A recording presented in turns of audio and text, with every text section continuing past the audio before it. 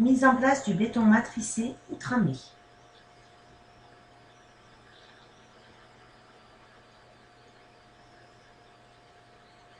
Préparation de votre support.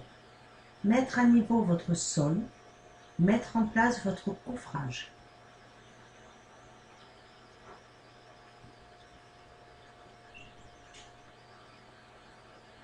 Installez vos joints de dilatation. Scellez avec du ciment. Posez le polyame. Mettre en place le ferraillage. Attachez les panneaux entre eux. Si votre piscine est en béton, reprendre le ferraillage de celle-ci en attente et l'accrocher au panneau. Coulez votre béton. Lissez ce dernier qui doit être sans remontée de flaques d'eau. Votre surface doit être plane, sans creux ni bosse. Mettre en place la première bande de trame. Elle doit dépasser de chaque côté de 5 cm afin de pouvoir l'attraper. La laisser se mettre en place quelques minutes. Pendant ce temps, préparez la deuxième bande. Faire adhérer la première bande partout où elle n'est pas collée au béton, à l'aide d'une lisseuse. Mettre en place la deuxième bande en faisant chevaucher le joint et en réglant et ajustant les motifs. Projetez à la main la première couche de top quartz à raison de 2 kg environ par mètre carré.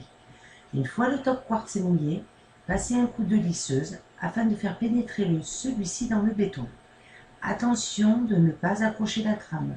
Lors de cette opération, la meilleure façon est de tenir votre lisseuse soulevée de l'avant. Mise en place de la deuxième couche dans les mêmes conditions que la première. Vous pouvez appliquer pour finaliser votre décor une couche de top quartz de couleurs différentes de façon non uniforme.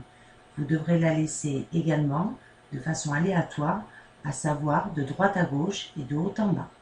Vous pouvez appliquer plusieurs couleurs différentes de top quartz et laisser libre cours à votre imagination.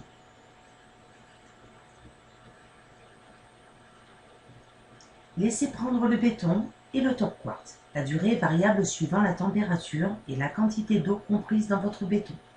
Aussi, le meilleur moyen pour vous, si on peut retirer la trame, c'est de la soulever sur le bord de quelques centimètres. Si le béton ne tombe pas une fois la trame soulevée, l'opération peut être faite. Nous vous conseillons toutefois, si le béton est encore même très frais, d'attendre encore avant de retirer cette dernière. Pour retirer les trames, vous devez retirer en première la dernière posée. Pour réaliser cette opération, il faut une personne à chaque bout et soulever ensemble sans faire traîner cette dernière sur le décor.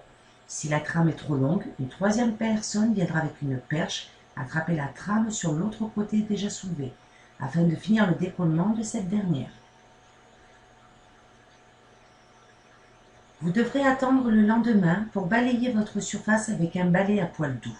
Surtout lors de l'enlèvement de la trame et, avant le lendemain, ne pas toucher votre support ou retirer les déchets de top quartz ou réparer les angles éventuellement cassés. Application par pulvérisation de la résine top finition sans surcharge. Le top finition va faire sur votre béton matricé de petites gouttelettes, surtout ne pas insister. Il est préférable d'appliquer plusieurs couches qu'une seule qui va sécher à l'air au lieu de pénétrer le béton. Entre les deux couches de top finition, laissez sécher minimum 2 heures. Votre surface est terminée.